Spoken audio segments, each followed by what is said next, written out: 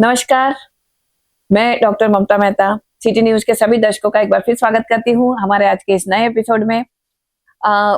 जो हम लेकर आए हैं कला और कलाकार के लिए।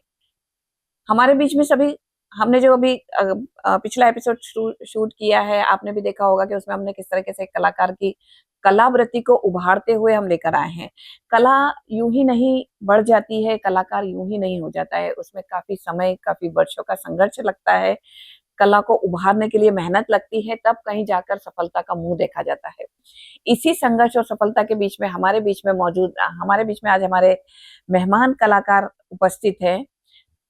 रामवृक्ष गुप्ता एहसास, जो नागपुर के रक्षा मंत्रालय के यंत्र विभाग से के अधिकारी हैं। तो हम शुरू करते हैं और उनसे जानना चाहेंगे कि गोला बारूद फैक्ट्री के बीच में कविता किस तरीके से उभर कर आती है। मतलब कहाँ एक जगह आप बिल्कुल देश की रक्षा के लिए गोला बारूद का निर्माण कर रहे हैं, आप बिल्कुल उसी उसमें रहते हैं कि हमारी कभी भी स्थिति युद्ध की हो सकती है या हमें अपनी रक्षा के बचाव के लिए इस तरीके से करना है। तो व्यक्ति का दिमाग क्या है कि उसी चीज में घूमता रहता है। लेकिन उस चीज के बीच में से संवेदना को उभार कर काव्य रचना करना और अपनी कला को निखारना, ये एक मुझे अजूबा सा लगता है सर। और दूसरी बात यह है कि कविताएं करना, मतलब शब्दों का प्रयोग करना, संवेदना से जोड़ना, वो किस तरीके से आप लेकर आते हैं उसमें? मैडम, मेरा व्यक्तिगत तौर पे मानना ये है कि हर मन में कविता होती है, हर व्यक्ति जी कवि होता है। जी और हमें जो जिम्मेदारी मिली हुई है, चाहे वो हम नौकरी के माध्यम से करें या फिर हम्म पारिवारिक हो, सामाजिक हो, हम्म। तो हम उसका निर्वाह अगर पूर्णतः ईमानदारी और निष्ठा के साथ करते हैं तो वो भी किसी देशभक्ति से कम नहीं बिल्कुल होती। सही बोला है आपने सब। देशभक्ति एक ही नहीं रहती कि सेना पे जाके या सैन्य सीमा पर जाकर की जाए। जी कई तरीकों से देशभक्ति अपनी जताई जा सकती है। जी आपने सही बोला है कि ये भी एक तरीका है देशभक्ति दिखाने का। जी। और हम मेरे ख्याल से कई सारे लोग हैं जो यहाँ इस माध्यम से अपनी देशभक्ति को दिखाते हैं, जाहिर करते हैं। बहुत अच्छी बात है और सर। मुझे ऐसा लगता है कि, और मुझे बहुत गर्व की अनुभूति होती है कि मैं यंत्र इंडिया लिमिटेड, भारत यस, सरकार का उद्यम रक्षा मंत्रालय का एक बिल्कुल। छोटा सा सिपाही, हम्म, और बारूदों से खेलने वाली ये उंगलियां समय चुराकर साहित्य का सृजन भी किया क्या बात करती है हैं। सर, वही मैं जानना चाह रही थी कि कैसे होता है ये गोला बारूद जी। के बीच में। और संवेदनाएं तो होती हैं, जी चाहे फौजी सीमाओं पे लड़ रहा हो, चाहे हम जैसे लोग गोला बारूद बना रहे हों, जी। लेकिन जब संवेदनाएं कागज पर हम्म उकेरी जाती हैं तब हम्म। कविताओं का जन्म होता है। और मैंने एक जगह लिखा भी है कि दर्द शब्दों में जब पिरोता है जी, और कलम खून में डुबोता है, क्या बात है, सैकड़ों गम नसीब होते हैं, तब कहीं एक गीत होता है। क्या बात है सर। तो हमारे प्रयास निरंतर जारी रहते हैं। जी। देश के लिए हम गोला बारूद बनाते हैं और हम्म। सामाजिक चेतना और उसका शंखनाद करने के लिए साहित्य का सृजन भी किया जी करते हैं। बात है। मैंने कहीं पढ़ा था कि आपकी एक पंक्ति है कि हम देश की रक्षा के लिए गोला बारूद बनाते हैं। मतलब हम इसलिए नहीं करते हैं कि हम किसी पे हम अटैक करेंगे या हम किसी के लिए करेंगे, हम सिर्फ अपनी रक्षा के लिए या अपने आप को बचाने के लिए जी गोला बारूद जी का जी। निर्माण करें। तो ये बिल्कुल। हमारा देश तो वैसे भी अहिंसा वादी प्रवृत्ति का द्योतक है। हम तो बुद्ध महावीर के देश के लोग हैं, जो हम कभी नहीं चाहते कि युद्ध जैसी स्थितियां निर्माण हो या हम गोला बारूद इसलिए बनाए कि हम कहीं युद्ध करेंगे। बिल्कुल हम सही। सिर्फ अपने बचाव के लिए कर रहे हैं। बिल्कुल सही। मैं आपको और आपके दर्शकों को बताना चाहता हूँ जी कि अ, यंत्र इंडिया लिमिटेड के गान की रचना का सौभाग्य मुझे मिला। जी जी और उस गान को सुन करके वहाँ के MIL म्यूनिशंस इंडिया लिमिटेड, जी जिनका मुख्यालय पुणे में है, जी। वहाँ के माननीय CMD साहब ने मुझे ये अवसर दिया कि मैं उस गान की रचना करूं अच्छा जो हमारे सिपाही देश के रक्षार्थ बनाते हैं। और अच्छा उनका अच्छा अच्छा। उनका मैडम घोष वाक्य है, हम्म। विनाशाय दुष्कृताम, मतलब ओके, दुष्टों के विनाश के लिए हम गोला बारूद क्या बनाते हैं। बात है सर, और वो बिल्कुल। दुष्ट हम्म। सीमा के अंदर भी हो सकते हैं, सीमा के बाहर बाहर भी भी हो हो सकते सकते हैं। हैं, और बिल्कुल। हमें ऐसे जयचंदों से हम्म। सावधान रहने की भी आवश्यकता है। क्या बात है, तो जब बहुत बतौर सही। कलाकार मुझे ये हम्म। जिम्मेदारी मिली, क्या बात तो है। माँ सरस्वती की कृपा से मेरी कलम से जो शब्द निकले जी तो वो कुछ इस तरह से थे जी कि गोला बारूद देश की रक्षा के हित बना रहे, जी हम है कर्मवीर कर्म पथ पे बढ़ते जा रहे, वंदे मातरम वंदे मातरम वंदे मातरम।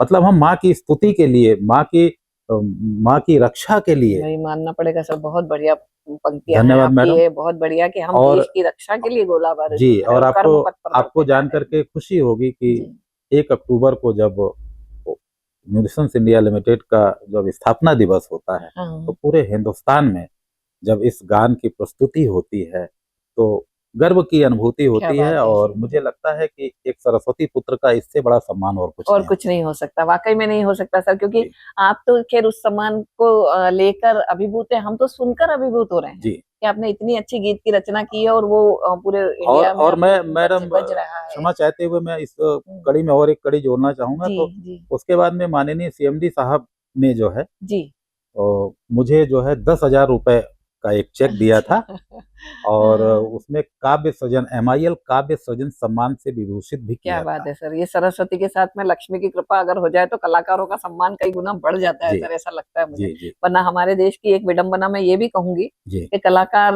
अक्सर झोला टाइप ही समझे जाते हैं। कई जी, बार मुझे ऐसा लगता है कि किसी ने बोला कि मैं कलाकार हूँ, तो वो कला उसमें नहीं दिखती है कि अरे ये लाखों करोड़ों में खेल रहा होगा। बस उस समय ऐसा लगता है कि अरे ठीक है, क्योंकि हम कवियों को लेकर तो एक जोक भी कई बार सुना बिल्कुल, जाता बिल्कुल, है कि बिल्कुल, बिल्कुल। कहीं लड़की देखने गया एक कवि, शायद से आपके साथ भी हुआ हो देख लीजिए जी, जी, ये। जी, जी। क्या तो आपको मैं हुँ, धन्यवाद करना चाहता हुँ, हूँ यंत्र गान की रचना के लिए जो मुझे सौभाग्य दिया, हुँ, आदरणीय गुरुदत्त राय साहब, जी, माननीय एक्स सीएमडी, जी, जी, यंत्र इंडिया लिमिटेड, भारत सरकार का उद्यम रक्षा मंत्रालय को। जी, और उसके बाद में मैं धन्यवाद देना चाहता हूँ आदरणीय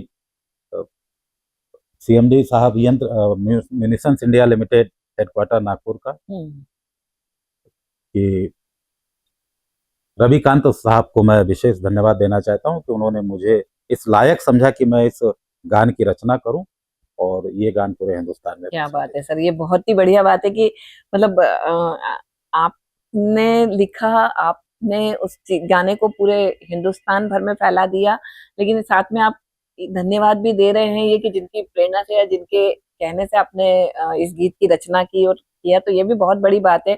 आदरणीय गुरुदत्त साहब के हम भी आभारी रहेंगे कि उन्होंने सर को ये प्रेरणा दी और सर ने जी, इतने अच्छे गीत की जी, जी। रचना कर डाली। और तो हमारी तरफ से भी उनको गुरुदत्त राय साहब तो आपको आभारी हैं हम भी व्यक्तिगत तौर पे जानते हैं, उनके जी, समक्ष आपने काव्य पाठ भी कई अरे! कई बार किया है। अरे क्या बात है सर। जी, जी, जी, जी। तो और इसमें और हुँ, मैं एक चीज़ और बताना चाहता हूँ जी, कि अ, इस गान को देख कर के जी, जो अखिल भारतीय यंत्र महिला कल्याण समिति है, जी, तो उन्होंने मुझे आदेशित किया हुँ, कि आप इस गान की रचना करें। जी, तो मैं मैंने मेरे द्वारा कोशिश की गई कि मैं उसकी रचना करूँ। हुँ, तो मेरी कलम से निकला, नारी शक्ति है महान, जग में नारी शक्ति है क्या महान। बात है। और उनका घोष वाक्य है, माँ कदापि त्यज घोष वाक्य है, वह नहीं प्रतिकृति लगती है, और यंत्र इंडिया की नारी शक्ति बहनों को जागृत करती है, नारी शक्ति है महान, जग में नारी शक्ति है महान।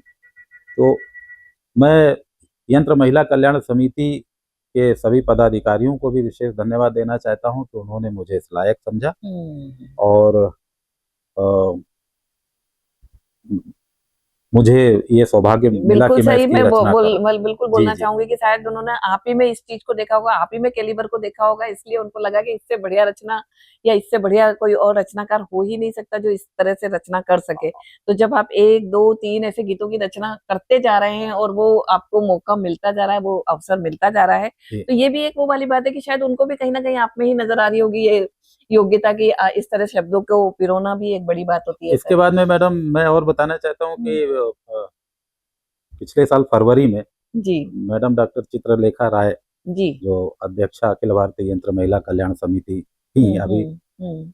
एक्स हो मैं गई हैं। शायद हम जी, मिले हुए आपने हैं उनके उनसे, समक्ष काव्य पाठ मिले क्या है ना, हम किया है, मिले आप हुए हैं मिले भी उनसे। हैं। जी, बिल्कुल। तो उन्होंने मुझे बोला कि गुप्ता हुँ, जी आप जो है बच्चों के लिए भी कुछ लिखिए। अच्छा, तो मैं बताना चाहता हूँ कि जो अंकुर विद्या मंदिर जो स्कूल है, हाँ, वो यंत्र महिला कल्याण समिति उसको संचालित करती है। अच्छा। तो मुझे ये सौभाग्य मिला तो मैंने हुँ, बच्चों के लिए लिखा, खेलना, कूदना, पढ़ना, लिखना हम बच्चों का कर्म, हुँ, आओ मिलकर हम सब बोले वंदे वंदे मातरम। मातरम मतलब रक्षा बहुत ही बढ़िया वंदे ये, मातरम मतलब आप का ऐसे समझिए। जी वंदे मातरम इसलिए कि मैडम बचपन से ही नौनिहालों को हमें सिखाया जाना चाहिए कि हम वंदे मातरम किस तरीके से जो है बच्चों को सिखाएं ताकि आगे चल करके उनमें देशभक्ति की भक्ति की भावना भावना प्रबल जागे, हो सके। बिल्कुल बिल्कुल सही बात तो बोल रहे हैं। ये भी जो है बच्चे जो है रिसेस में बड़ी हम्म तोतली आवाज में जब गा रहे हैं तो मुझे हम्म एक दो बार मैंने देखा हम्म तो मुझे बहुत खुशी महसूस हुई हम्म, और मुझे ऐसा लगा कि कलम से निकले एक एक शब्द कैसे मोती बनते हैं और जी उनके कैसे हार बन जाते हैं जी और उस हार को पहन करके जब नौनिहाल इस गान को इस गीत को जब गाते हैं खेलते कूदते तो मुझे बहुत अच्छा लगता है। मुझे लगता है कि इससे अच्छा आपके सम्मान और कुछ नहीं हो उसपे तो सकता। मुझे हम लोगों को खुशी हो रही है। और सच में जैसे अभी आपने जब एक तरह से देखा जाए तो यत्र इंडिया में रहते हुए अपने सैनिकों के लिए या देश के नौजवानों के लिए, नारी शक्ति के लिए, बालकों के लिए, सबके लिए गीत रचना कर दी है आपने, तो ये और भी एक बड़ी बात ये है। माँ सरस्वती और का कृपा विषय है, बिल्कुल बिल्कुल कृपा सही है। है, जी जी बिल्कुल हम जी चाहेंगे जी कि ये जी कृपा आप पर बनी रहे। जी और सच में सबको आपने वंदे मातरम से जोड़ा है। जी मतलब आपने रक्षा मंत्रालय जो जी एक तरह से देश की रक्षा का ही काम कर रहा है और अपने देश के प्रति किस तरीके से बच्चों में या जवानों में या वो महिला शक्ति में भी देश जी प्रेम की भावना जागरूक हो, प्रबल हो, उस चीज को आपने बहुत अच्छी तरह से अपने गीतों के माध्यम से उकेर दिया है। जी तो हम तो यह भी आपने जैसा बोला है कि देशभक्ति एक ही तरीके से नहीं दिखाई जाती, हर बिल्कुल व्यक्ति अपने आप बिल्कुल में देश प्रेमी होता है। जी जैसे कि आप एक इस तरह से देश की सेवा कर रहे हैं। बिल्कुल। तो और क्या आपने इसके अलावा और क्या रचना आपकी जो मतलब संवेदना मतलब जगाती है, या कहीं कहीं मैंने सुना है कि आप हास्य कवि भी हैं, जो कि मैं आपके साथ देख भी चुकी हूँ, जी जी मैं जी मंच जी पर आपके साथ पढ़ चुकी हूँ, तो बिल्कुल मुझे पता बिल्कुल है कि आप बिल्कुल हास्य कवि हैं। बिल्कुल बिल्कुल मैं तो आपको बताना हास्य क्या, चाहूंगा। क्योंकि जी जी अभी इस आज के जमाने में जैसा हमको लग रहा है कि हास्य बड़ा मुश्किल हो गया है। जी हर व्यक्ति अपनी किसी न किसी परेशानी से जूझ रहा है, हर व्यक्ति किसी न किसी परेशानी को लेकर बैठा हुआ है या कुछ है। तो ऐसी स्थिति में हंसना और हंसाना जी एक कलाकार का बहुत बड़ा काम होता है। तो आप उस बड़े काम को भी अंजाम दे रहे हैं। मैडम मेरा तो मेरा वो संकल्प कैसे है करते कि हैं? सबके चेहरों पर मुस्कान हो, यस, है ना? जी और बिल्कुल।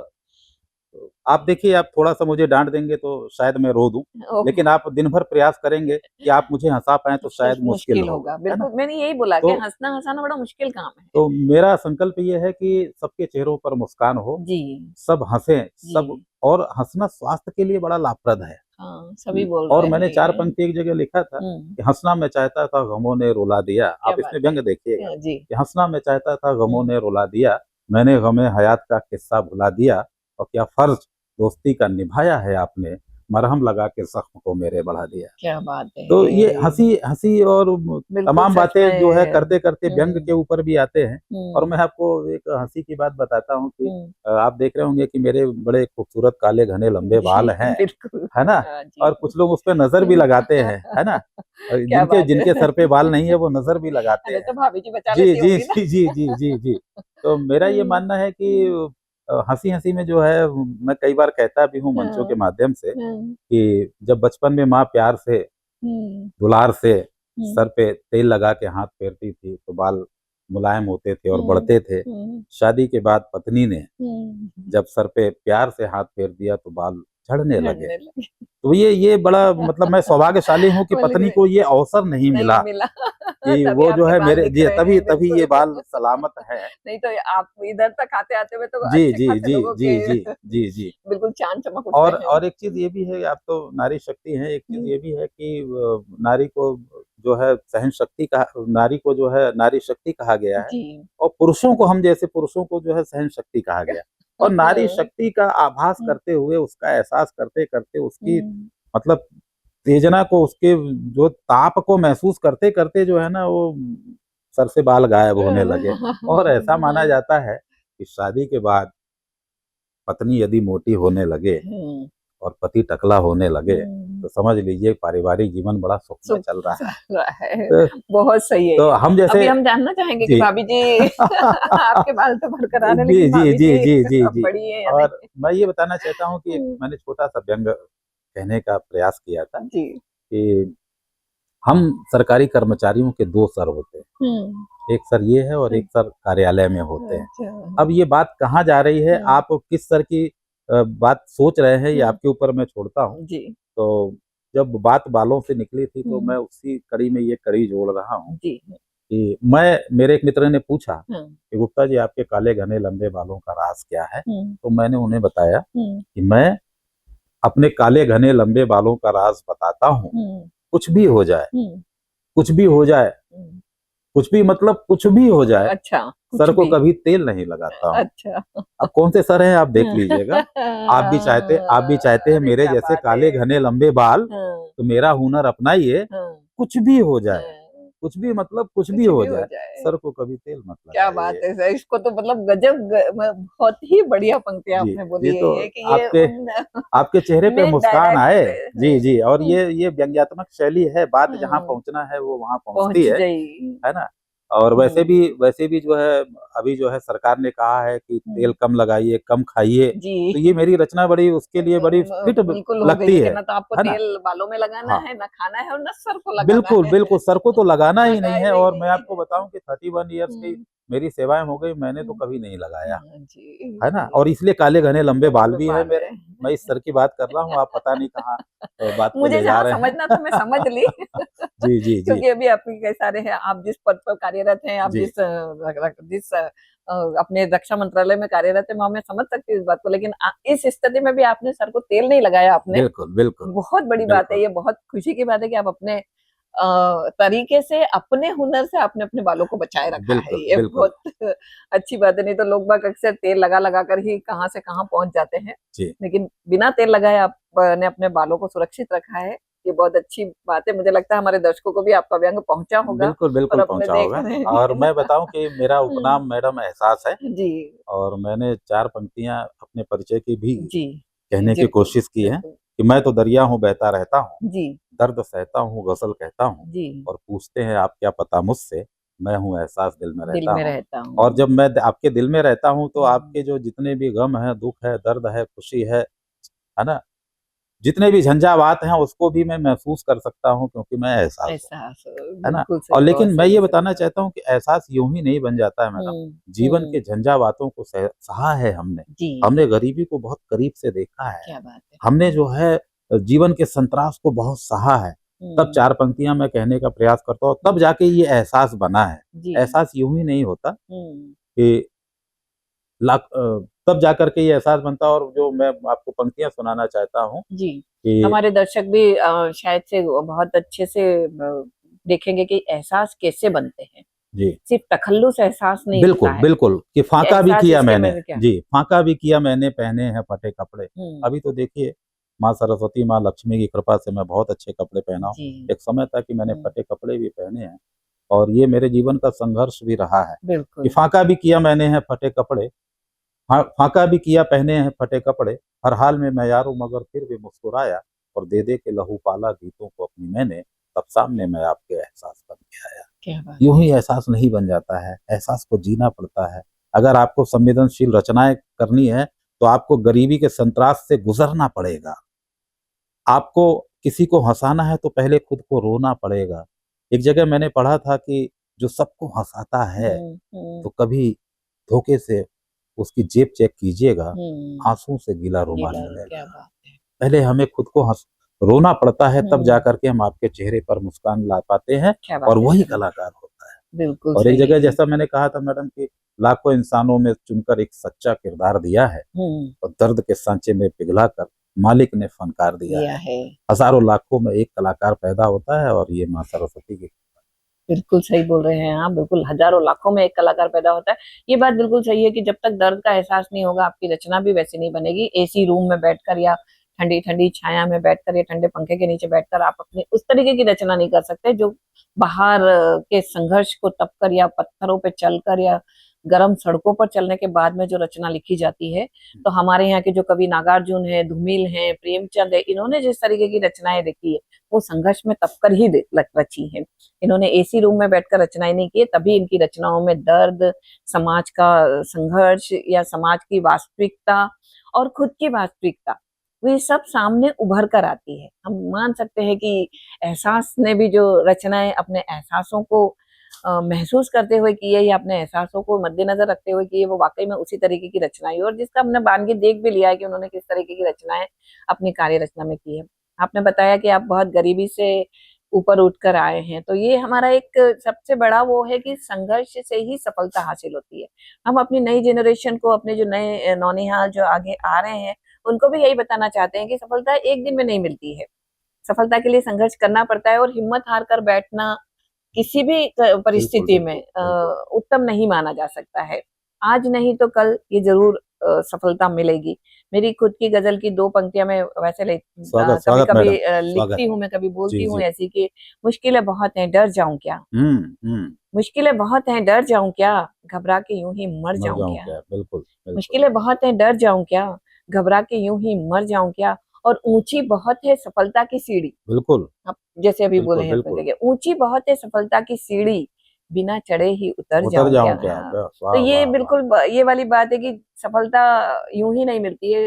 हर जगह मोटिवेशनल स्पीकर्स भी जो हैं वो बार बार बोलते हैं यही कि सफलता एक दिन या 2 दिन का काम नहीं है, कुछ घंटों का काम नहीं है। इसके लिए सतत प्रयास करना पड़ता है, कई चीजों को खोना पड़ता है, कई चीजों को गंवाना पड़ता है, तब कहीं जाके आपके हाथ में एक कुछ ऐसी चीज लगती है जी, कि भाई हर सफल व्यक्ति के पीछे सोचो कि उसने क्या क्या खोया है, या उसके बिल्कुल पीछे बिल्कुल। कितने दर्द, कितने गम छुपे हुए हैं। मैं इसमें और आपको बताना चाहता हूँ मैडम कि मेरी कविताओं को जब विद्वानों ने, मनीषियों ने देखा, जी पढ़ा, जी तो उन्होंने मुझे आदेशित किया जी। कि आप जो है हमारे जो काव्य संग्रह है, साझा काव्य संग्रह, हाँ, तो उसमें उसमें अपनी हाँ अपनी रचनाएं रचनाएं दीजिए। दें। बिल्कुल। तो बारूदी ढेर पर मुस्कुराते फूल, हाँ कवि और कविता, हाँ। और उसके बाद में भारत के कलमकार, अच्छा ये 3 जो है साझा काव्य कृतियों में मेरी अच्छा अच्छा अच्छा। रचनाएं जो है प्रकाशित की गई। ओके। और मेरी पत्नी हम्म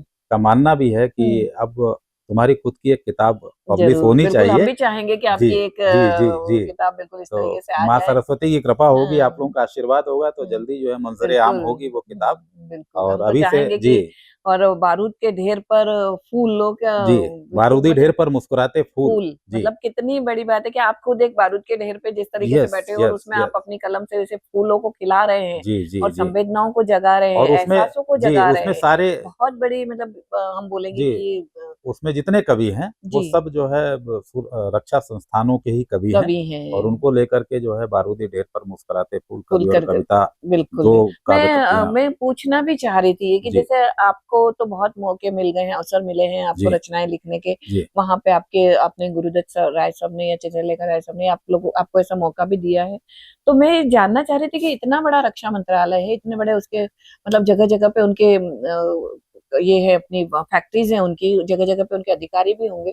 तो आप ही हैं उसमें ऐसे रचनाकार, कलमकार, या और भी कोई है जो इस तरीके के प्रयास करता है? नहीं, ऐसा नहीं है। हम लोग क्या, अवसर मिलता है तो अखिल भारतीय हास्य कवि सम्मेलन भी कराते हैं। नहीं नहीं नहीं, और मैं उसमें जी उसमें उसमें जो है दबे छुपे जो हैं, हाँ जी जो मतलब जिनको मंच नहीं मिल पाया है, हाँ तो हाँ। नवोदितों को भी मंच देने का हम प्रयास करते हैं। अच्छा अच्छा और अच्छा। हमारे बहुत सारे ऐसे कवि मित्र हैं जी, जिनको हमने मंच दिया है, तो और बड़ी अच्छी ये कविताएं रच बाहर रहे हैं। के कवि या नहीं, हमारे ही आपके रक्षा संस्थान के, मंत्रालय के हमारे ही संस्थान के आपके? कवि हैं। अच्छा अच्छा। हमारे तो ही मतलब संस्थान मैं के कवि हैं। मतलब दर्शकों को भी ये बताना चाहूंगी कि मतलब गोला बारूद के बीच में बैठकर भी काव्य रचनाएं या संवेदनाओं की व्यक्ति की जा सकती है, बिल्कुल, अभिव्यक्ति की बिल्कुल, जा सकती बिल्कुल है। की बिल्कुल, जा तो आप सकती जैसे है, बोल रहे हैं क्योंकि नवोदित हो रहे हैं। हर मन जो है कवि है, मैंने बताया। हाँ जी और संवेदनाएँ तो सब में होती है, जी। क्योंकि मानव हृदय नहीं, है। लेकिन छुप जाती है वो कहीं कहीं पे, जिस तरीके के माहौल में आप रहते हैं या जिस तरीके से, वहां संवेदनाएं कई बार उभर कर नहीं आ पाती हैं। जी। ऐसी स्थिति में उन संवेदनाओं को उभारना और अपनी कलम से शब्दों को उकेरना एक बड़ी बात हो जाती मैडम, है।